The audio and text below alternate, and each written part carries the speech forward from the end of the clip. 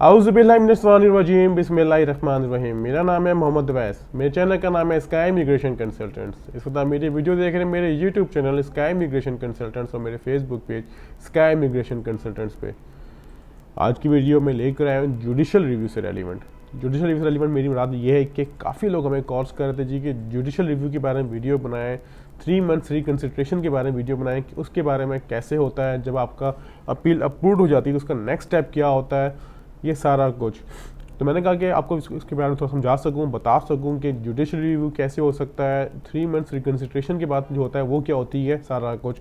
लेकिन आपको सब कुछ पता है ये सब कुछ होता कब है? ये सब होता है जब आपका यूके का वीज़ा रिफ्यूज़ हो जाता है। जब आपका यूके का वीज़ा रिफ्यूज़ होता है तो काफ़ी लोग समझते हैं जी कि हमारे पास राइट ऑफ अपील नहीं होता, क्योंकि उन्होंने रिफ्यूज़ल के आखिरी सफ़े के आखिरी लाइन पर ये बात लिखी होती है कि आपका राइट ऑफ अपील नहीं है। तो काफ़ी जो एप्लीकेंट्स हैं वो चीज़ समझ के न्यू एप्लीकेशन फाइल कर लेते हैं, या फिर वो उस चीज़ को समझते हैं कि हमारे रिफ्यूज़ल इतने हार्ड हैं कि हम उसको क्लियर नहीं करवा सकते। लेकिन मैं रिक्वेस्ट करता हूँ सबसे, जो मेरे वीडियोस देख रहे हैं, जहाँ कहीं देख रहे हैं, एक दफ़ा अगर आपका वीज़ा रिफ्यूज़ड हो तो आप उसकी अपील लाजमी करें।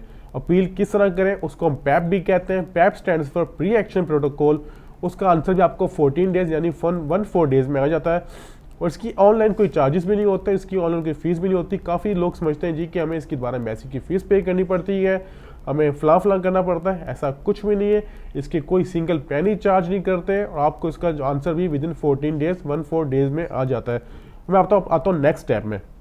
पहले मैं आता हूँ 3 मंथ्स आपने पैप की और आपकी अपील अप्रूव्ड होगी, अल्हम्दुलिल्लाह। उसमें ये जवाब आ गया कि हमने आपका जो रिफ्यूज़ल है वो विड्रॉ कर दिया है आपके फेवर में, यानी 3 मंथ्स के जो आपको है, हम रिकन्सिडरेशन का टाइम दे रहे हैं, हम आपसे 3 मंथ्स में रब्ता करेंगे। अब 3 मंथ्स हो गए, 1.5 महीना हो गया, 2 महीने हो गए, कोई आंसर नहीं है। आप लोग परेशान ना हो, उन्होंने आपसे 3 मंथ्स का ही टाइम मांगा तो आपको आंसर 3 मंथ्स के बाद ही करेंगे। हो सकता है आपके 4 मंथ्स भी लग जाए।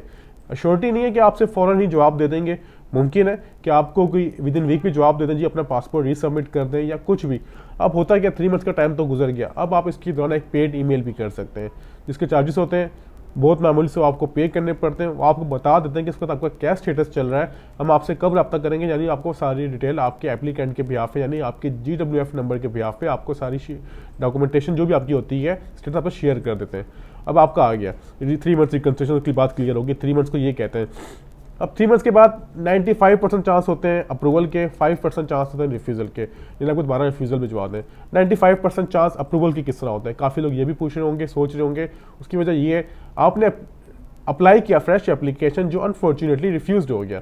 अब आपने उसकी पैप की यानी प्री एक्शन प्रोटोकॉल किया, अपील की, तो उन्होंने आपका जो रिफ्यूज़ल है वो विड्रॉ कर दिया। अगर वो तो इस बात से एडमिट ही ना करते जी आप जो कानून को बता रहे हैं वो सच है, तो आपका वो रिफ्यूज़ल ही बरकरार रखते, पर उन्होंने आपके रिफ्यूज़ल को विड्रॉ कर दिया, यानी अब उन्होंने अपनी गलती तस्लीम कर ली, वो उनको वहाँ पर जगह गिल्टी हो गए। अब उनको ये भी डर है, अगर हमने 3 मंथ्स रिकन्सिडरेशन के बाद इस बंदे को अगर हमने फिर रिफ्यूज़ किया तो मे भी पॉसिबिलिटी उसका टाइम भी वेस्ट हुआ है सारा कुछ, तो वो जुडिशल रिव्यू में चला जाए। अब जुडिशल रिव्यू क्या होता है?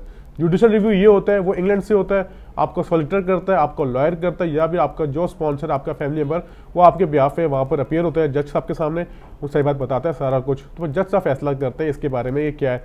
अब बात की जाए फीसिस की, तो इसकी फीसिस डिपेंड करती है सॉलिसिटर पे, वो आपसे कितने चार्ज करता है, कितना टाइम लेता है, डिपेंड्स अपॉन हिम और हर। ठीक है, नॉर्मली जो मेरा आइडिया है कि वो आपसे 500 प्लस ही चार्ज करेगा, 500 पाउंड्स यानी 1000 पाउंड्स तक, डिपेंड्स अपॉन हिम और हर कि वो कितने चार्ज करता है। होता ही है कि फिर आप डायरेक्टली उस पर भी जा सकते हैं। जब आपका पैप रिफ्यूज़ होता है तो आप डायरेक्टली जुडिशल रिव्यू भी कर सकते हैं, लेकिन उसके आपकी फीसिस आप अंदाज़ा लगा लेगा कितनी फीसिस पे करनी पड़ेंगी, अगर 1000 रुपये हुई तो कितनी।